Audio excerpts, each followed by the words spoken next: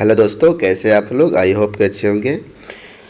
तो दोस्तों, एनसीईआरटी का जो ज्योग्राफी चल रहा था क्लास 6, 7, 8, है ना, ये तीनों क्लास के कराने के बाद अब हम लेके आ गए हैं क्लास 9 का ज्योग्राफी। ठीक है। तो बहुत ही मतलब जल्द ही आपको लिए वीडियो प्रोवाइड किया गया है, लेकिन यही है कि इसमें आप लोग उतना प्यार नहीं मिल रहा वीडियो में, तो है ना, इसीलिए आप इसको ज़रूर जो भी न्यू देख रहे हैं उसको शेयर भी करें। ठीक है। जिसको नीड है, जो पढ़ाई करते हैं, कम्पिटिटिव की तैयारी करते हैं, और जिसको इंटरेस्ट है कि हाँ हमको एनसीईआरटी 6 से 12 तक पढ़ना है, तो उसको आप शेयर भी ज़रूर करें। ठीक है, ताकि सबको हेल्प मिल सके और सबको फ़ायदा हो सके, और हम भी मोटिवेट होंगे। तो चलिए, ये सब बातें आप समझते ही होंगे ज़रूर। तो देखिए, अभी क्लास 9 का हम लोग स्टार्ट ज्योग्राफी करेंगे, भूगोल, जो कि है चैप्टर 1 इसमें। ठीक है, फर्स्ट। तो इसको हम लोग देखेंगे। ठीक है, तो चलिए फिर शुरू करते हैं। ओके। फर्स्ट चैप्टर है, नाम है क्या? भारत, आकार और स्थिति। देखिए, भारत विश्व की प्राचीनतम संस्कृति में से एक है। पिछले 5 दशकों में भारत ने सामाजिक आर्थिक रूप से बहुमुखी उन्नति की है। कृषि, उद्योग, तकनीकी और सर्वगिनन आर्थिक विकास में अद्भुत प्रगति हुई है। भारत का विश्व इतिहास में भी महत्वपूर्ण योगदान रहा। ठीक है। लगभग 2 बराबर भागों में बांटती रहा। उसको देखिए, स्थिति। भारत एक विशाल देश है। यह उत्तरी गोलार्ध में स्थित है। भारत कौन सा गोलार्ध में है? उत्तरी गोलार्ध में स्थित है, याद रखेंगे।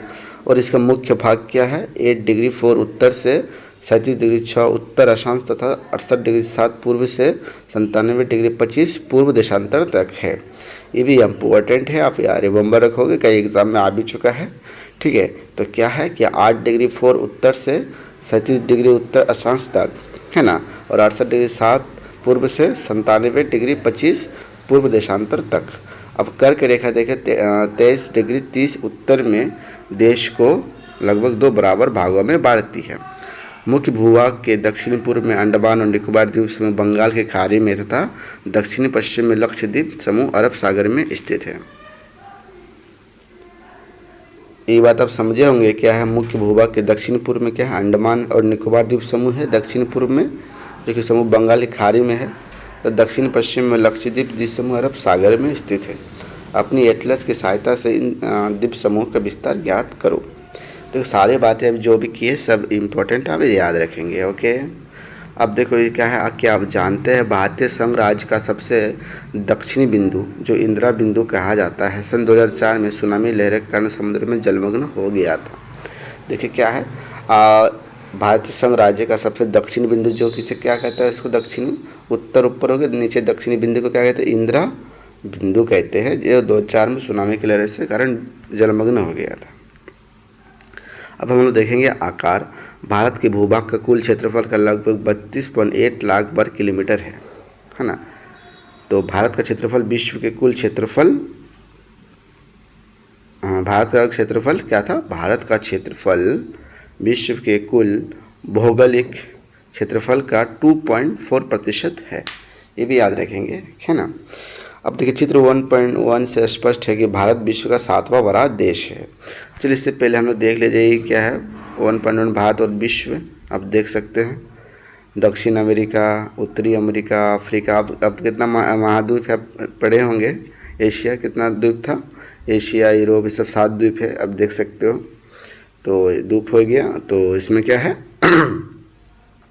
भारत का स्थल क्या है? विश्व का 7वां बड़ा देश है, याद रखेंगे, 7वां बड़ा देश है ना। अब देखिए, भारत के स्थल सीमा लगभग, है ना, रेखा लगभग 1500 से 200 किलोमीटर और समुद्र तट रेखा अंडमान निकोबार द्वीप समूह तथा लक्षद्वीप समूह के साथ 7516.6 किलोमीटर है। अब क्या समझे, भारत की स्थल सीमा रेखा, है ना, लगभग कितना? 15,200 किलोमीटर, और समुद्र तट रेखा अंडमान निकोबार द्वीप समूह तथा लक्षद्वीप समूह के साथ, है ना, 7516.6 किलोमीटर है। अब देखिए कि भारत के उत्तर पश्चिमी, उत्तर तथा उत्तरी पूर्वी सीमा पर नवीनतम बलित पर्वत है। इसके दक्षिण का भूभाग उत्तर में चौड़ा है और 22 डिग्री उत्तरी अक्षांश से हिंद महासागर की ओर संकरा होता गया है। इसके पश्चिम में अरब सागर तथा पूर्व में बंगाल की खाड़ी स्थित है। ठीक है, आप समझ रहे होंगे क्या है कि हिंद महासागर की ओर संकरा होता है, उसके पश्चिम में अरब सागर और बंगाल, पूर्व में बंगाल की खाड़ी है। ये भी याद रखेंगे भारत का। अब चित्र 1.3 में देखिए कि अक्षांश और देशांतर का विस्तार लगभग 30 डिग्री है, परंतु फिर भी पूर्व पश्चिम का विस्तार उत्तर दक्षिण के विस्तार की अपेक्षा कम प्रतीत होती है। गुजरात से अरुणाचल प्रदेश के स्थानीय समय में 2 घंटे का अंतर है, अतः 82 डिग्री 30 पूर्व देशांतर रेखा को भारत का मानक यमांतर माना जाता है। बहुत ही ज़्यादा इंपॉर्टेंट लाइन अभी रीड किए हैं कि 82 डिग्री 30 पूर्व देशांतर रेखा को भारत का मानक यमांतर माना जाता है। तो भारत का मानक यमांतर कितने को माना जाता है? 82 डिग्री 30 पूर्व देशांतर को। ठीक है, जो कि उत्तर प्रदेश में मिर्ज़ापुर में से गुजरती है। कहाँ से गुजरती है? भारत का यमांतर रेखा, मानक यमांतर है ना, उत्तर प्रदेश के से में मिर्ज़ापुर जो है वहाँ से गुजरती है। अक्षांश का प्रभाव दक्षिण से उत्तर की ओर दिन और रात की अवधि पर पड़ता है। समझ गए होंगे। ठीक है कि अक्षांश का प्रभाव जो है दक्षिण से उत्तर की ओर दिन और रात की अवधि पर पड़ता है।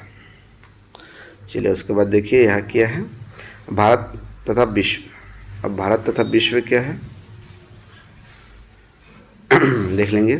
भारत तथा विश्व, थोड़ा जूम कर देते हैं आप लोग को ताकि रीड हो जाए अच्छे से।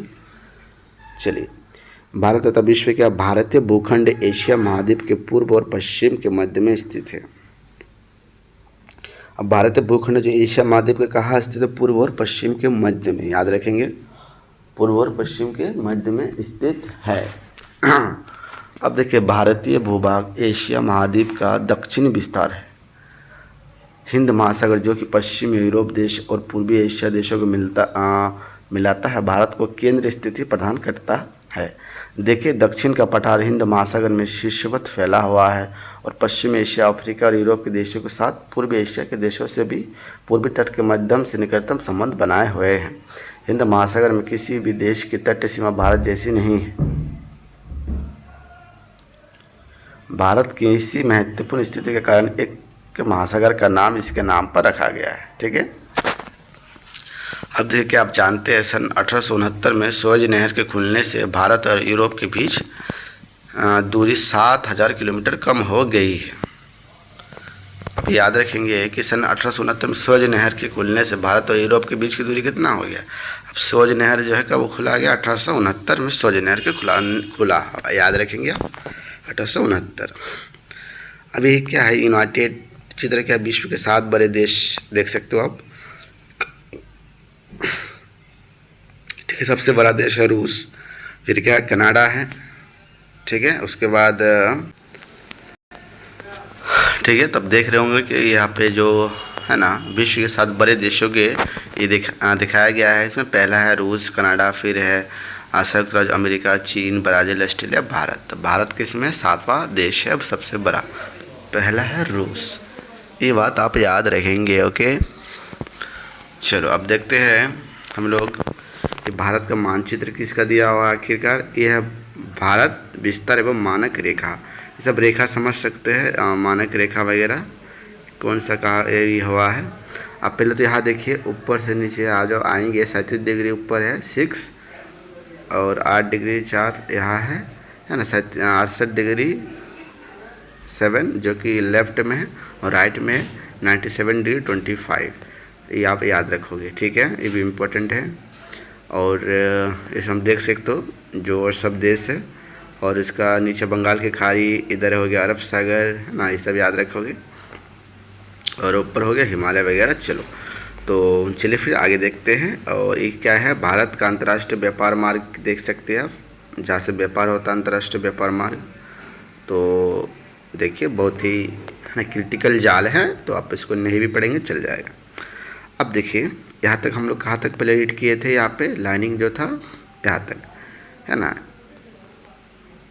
चलो अब देखते हैं यहाँ से हम लोग कि भारत का विश्व के देशों के साथ संपर्क युगों पुराना है। परंतु यह संबंध समुद्री जलमार्ग की अपेक्षा भूभागों से होकर था। उत्तरी पर्वतों के दर्रे से अनेक यात्री प्राचीन काल में भारत आए, जबकि समुद्री मार्ग बहुत समय तक ज्ञात नहीं थे। ठीक है, देखिए पहले क्या समुद्री मार्ग से आना जाना का पॉसिबल ही नहीं था या ज्ञात ही नहीं था।